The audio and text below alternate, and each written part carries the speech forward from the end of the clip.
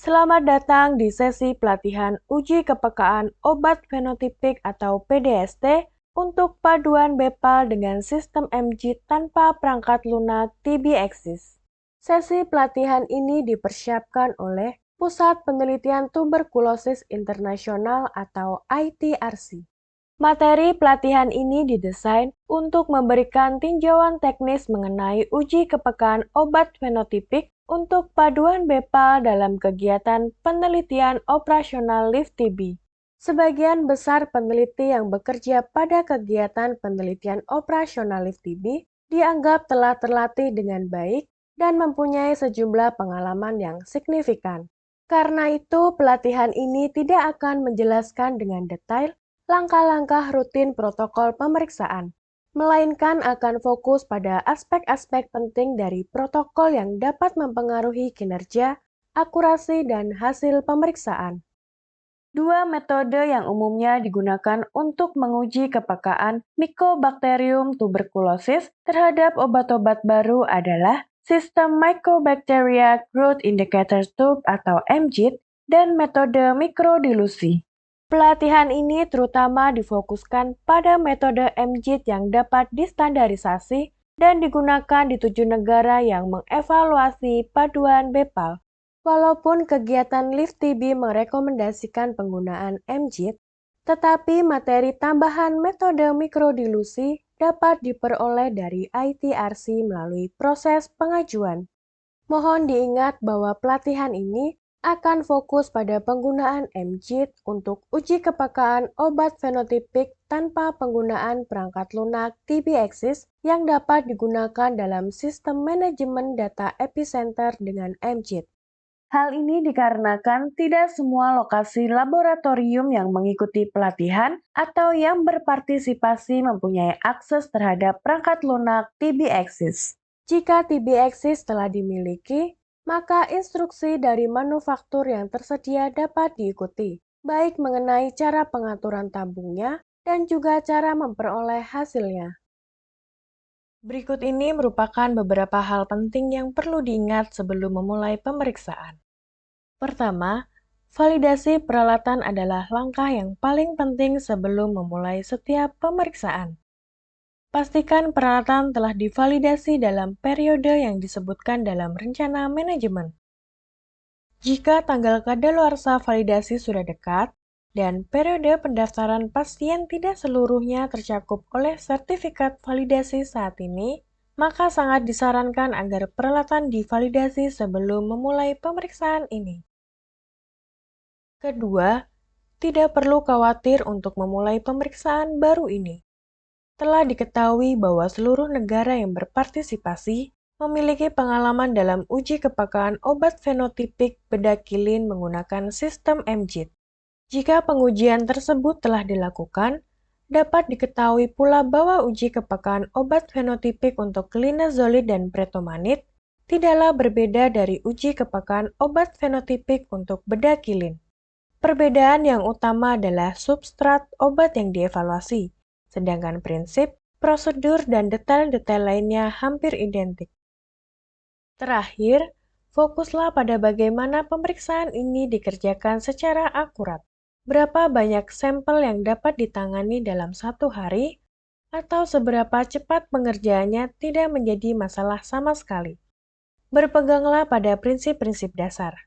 Gunakanlah pipet secara perlahan dan akurat, serta gunakanlah tip mikropipet baru setiap kali menggunakan pipet.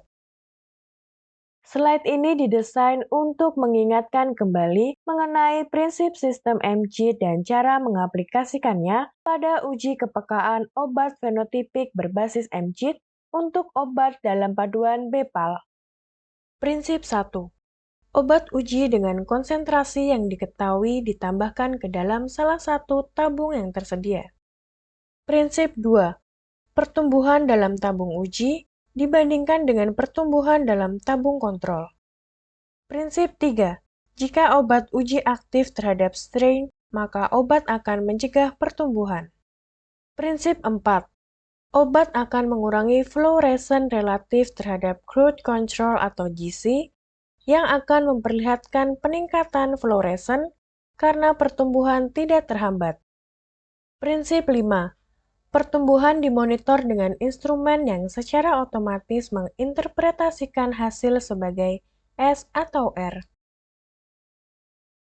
Seperti yang telah diketahui, berdasarkan pengalaman dalam pemeriksaan bedak kilin dan linezolid, WHO menyediakan konsentrasi kritis atau sisi untuk menentukan resistansi terhadap bedak kilin dan linezolid. Hal tersebut dapat mengacu pada rekomendasi WHO Technical Report on Critical Concentration for Drug Susceptibility Testing of Medicines Used in the Treatment of Drug-Resistant Tuberculosis pada tahun 2018. Namun, karena pretomanid baru saja diperkenalkan, maka tidak ada data yang cukup dalam menetapkan konsentrasi kritis untuk resistansi pretomanid. Oleh karena itu, metode Minimal Inhibitory Concentration atau MIC masih digunakan untuk pretomanid. Kegiatan LIFT-TB akan menggunakan MIC untuk pretomanid dan sisi. Untuk bedak kilin dan linezolid untuk memonitor resistansi obat menggunakan MJIT. Seperti digambarkan pada slide 5, 1 mikrogram per mililiter bedak kilin dan linezolid akan digunakan sebagai sisi untuk uji kepekaan obat fenotipik MJIT. Sementara itu, serangkaian konsentrasi pretomanid akan diuji untuk menentukan MIC dalam masing-masing sampel yang diuji. Rentang konsentrasi untuk pretomanid disediakan oleh TB Alliance dan ditentukan berdasarkan data dari NICS-TB sebelumnya.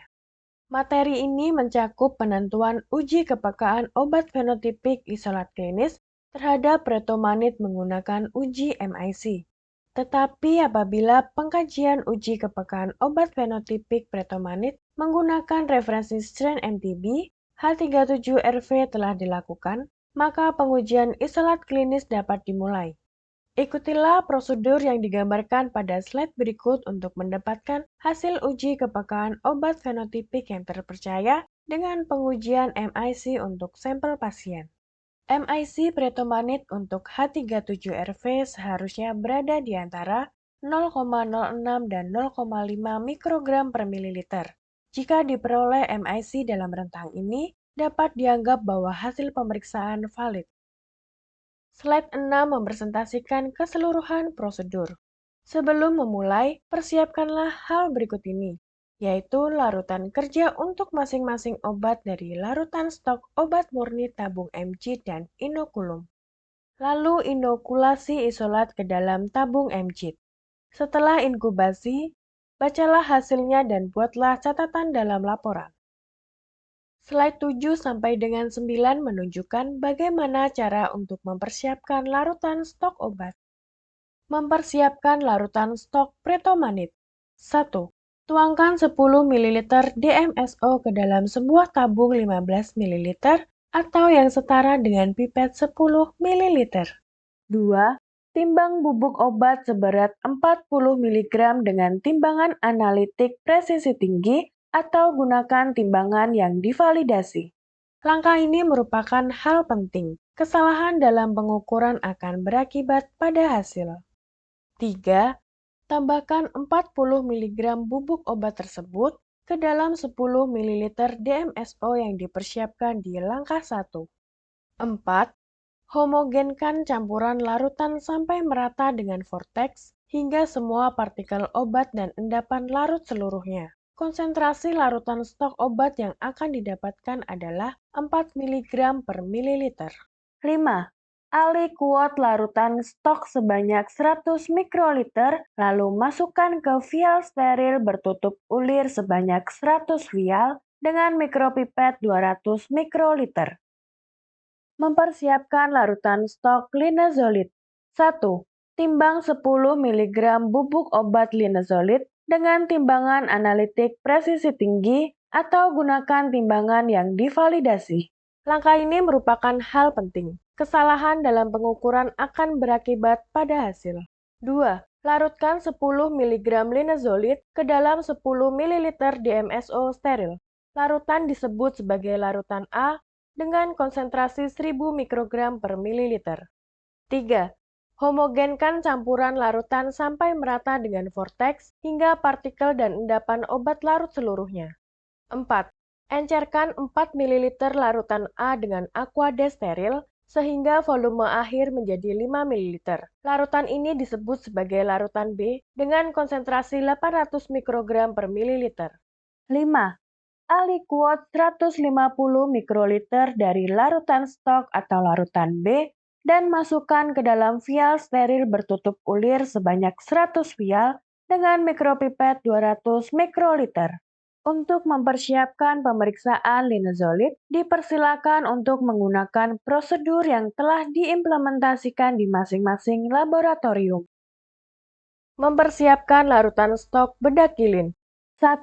Timbang 12 mg garam fumarat bedakilin atau setara dengan 10 mg bedakilin dengan timbangan analitik presisi tinggi atau gunakan timbangan yang divalidasi.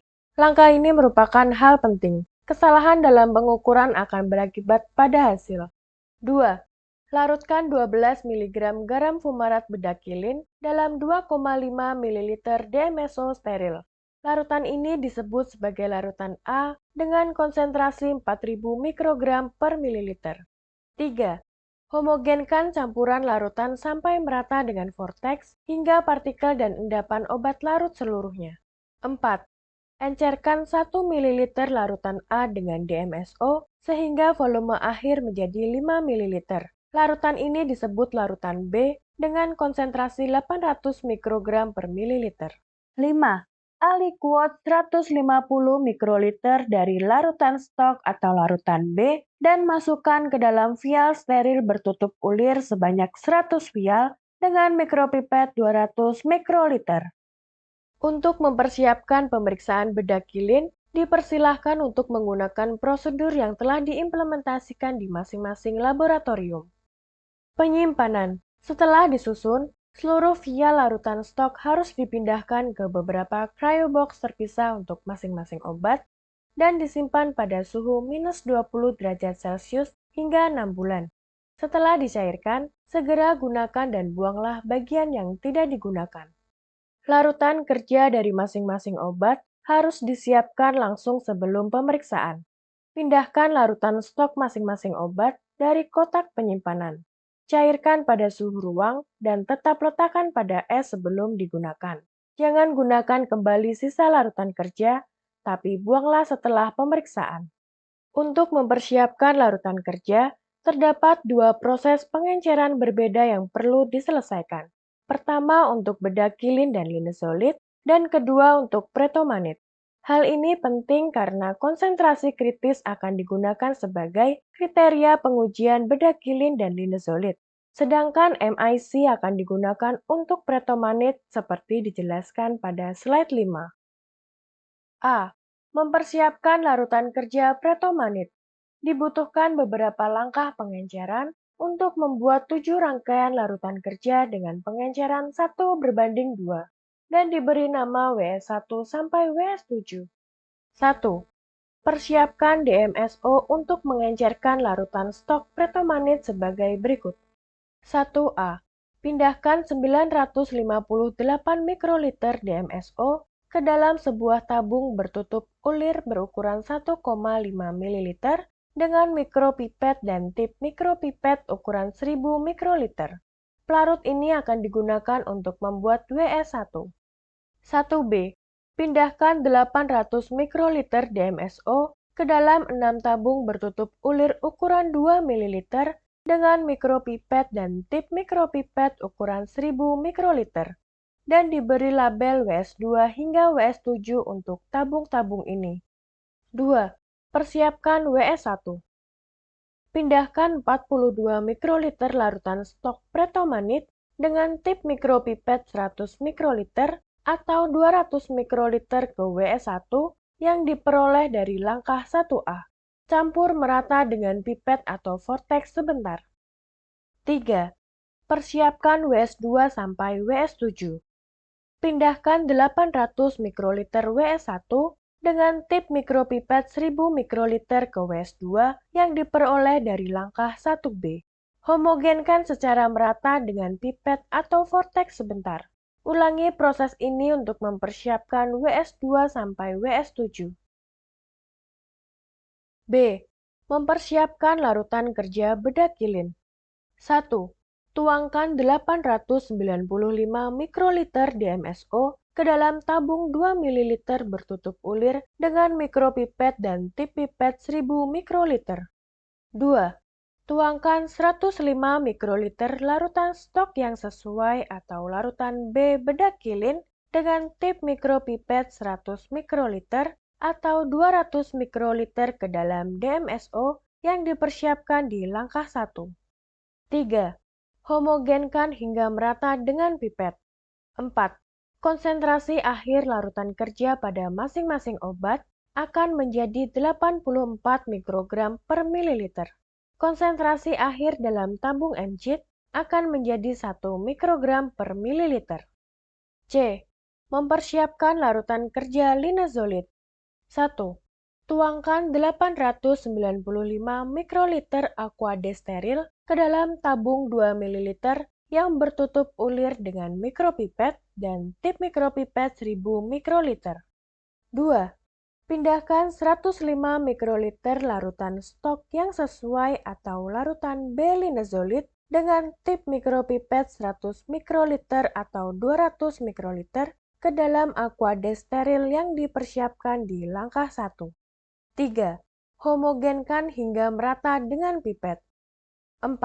Konsentrasi akhir larutan kerja pada masing-masing obat akan menjadi 84 mikrogram per mililiter. Konsentrasi akhir dalam tabung MJIT akan menjadi 1 mikrogram per mililiter. Untuk mempersiapkan larutan kerja bedak kilin dan linezolid, dipersilakan untuk menggunakan prosedur yang telah diimplementasikan di masing-masing laboratorium.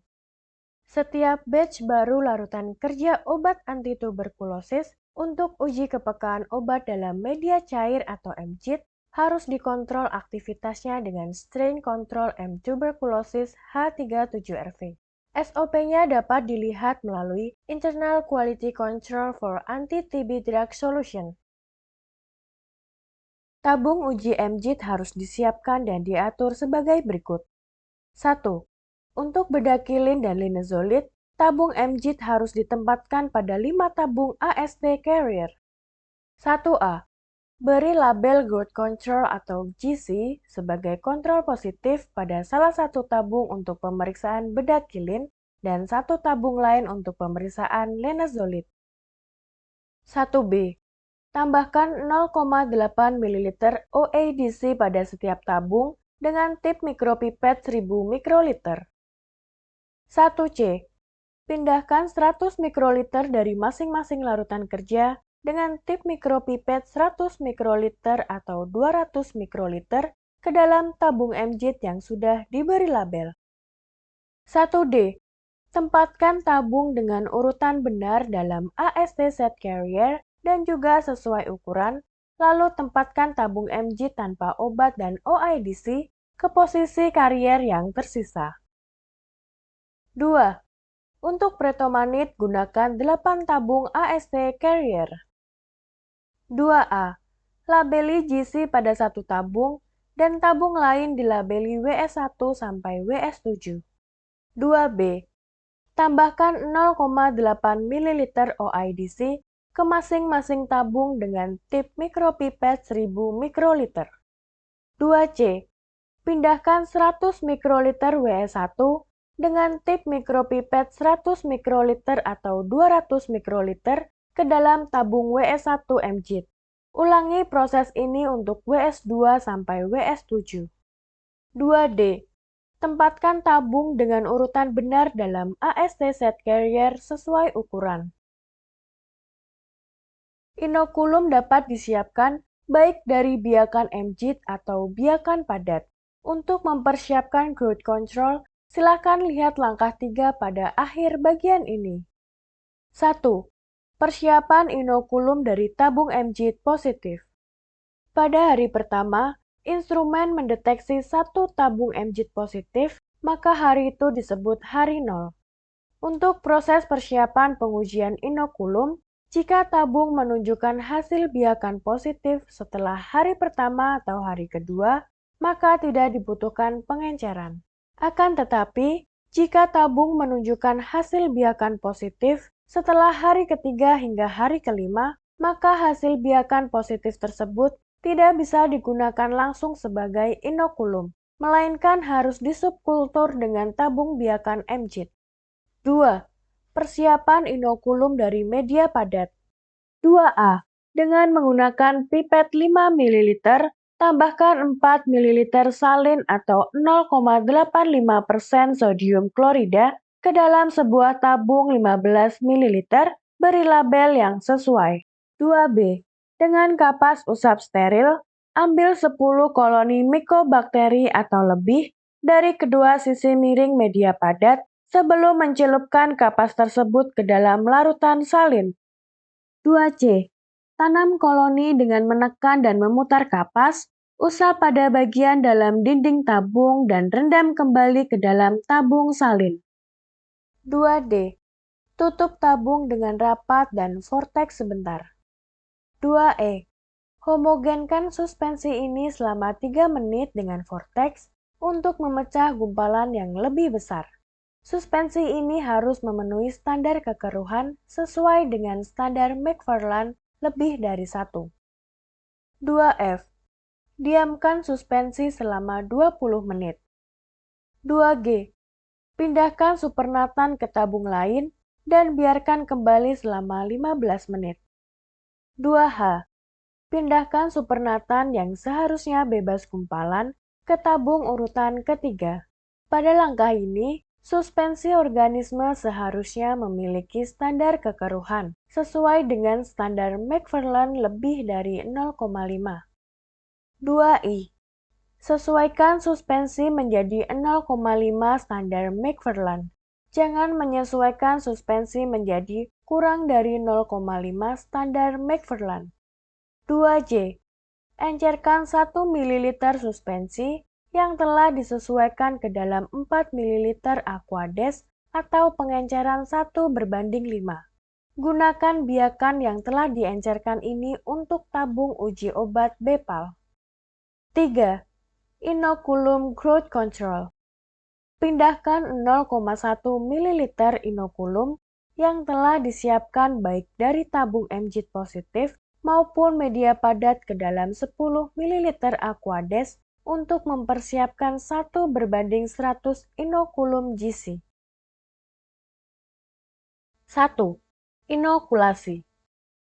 Pertama, inokulasi 500 mikroliter suspensi inokulum yang telah dipersiapkan seperti digambarkan pada slide 13 dengan tip mikropipet 1000 mikroliter ke dalam masing-masing tabung, kecuali tabung kontrol positif dan tabung kontrol negatif atau blank. Kemudian, inokulasi 500 mikroliter suspensi inokulum GC yang diencerkan 1:100 dari langkah 3 pada slide 13 ke dalam tabung GC sebagai kontrol positif dengan tip mikropipet 1000 mikroliter. Terakhir, homogenkan dengan membalikkan perlahan sebanyak 3-4 kali. 2. Pemeriksaan kontaminasi. Untuk memastikan bahwa inokula yang dipersiapkan baik dari tabung MJIT positif atau yang didilusi dari media padat yang digunakan untuk melakukan pemeriksaan BEPAL tidak terkontaminasi, maka sebar 0,1 ml dari masing-masing suspensi yang telah disiapkan tersebut pada blood agar plate atau BAP dan inkubasikan pada suhu 37 derajat Celcius selama 48 jam. Lalu evaluasi masing-masing plate apakah terdapat pertumbuhan bakteri. Jika tidak ada pertumbuhan, maka pemeriksaan BEPAL dapat dilakukan. Jika BAP menunjukkan pertumbuhan, buang tabung tes BEPAL dan ulangi proses persiapan inokula. Atur tabung dalam masing-masing AST carrier dan ikuti panduan penggunaan MJIT untuk instruksi uji kepekaan obat. Setelah langkah ini, Segala sesuatunya sama dengan prosedur yang digunakan untuk pemeriksaan rutin. Formulir pelaporan yang ditampilkan pada slide ini dikembangkan oleh TB Alliance. Formulir lengkap dapat diunduh dari web page ITIRC yang sama, di mana Anda mendapatkan materi pelatihan ini. Kita telah sampai di penghujung sesi pelatihan uji kepekaan obat fenotipik atau PDST untuk kegiatan penelitian operasional BEPAL. Kami harap Anda dapat mengikuti sesi ini dengan baik dan materi yang disampaikan dapat bermanfaat.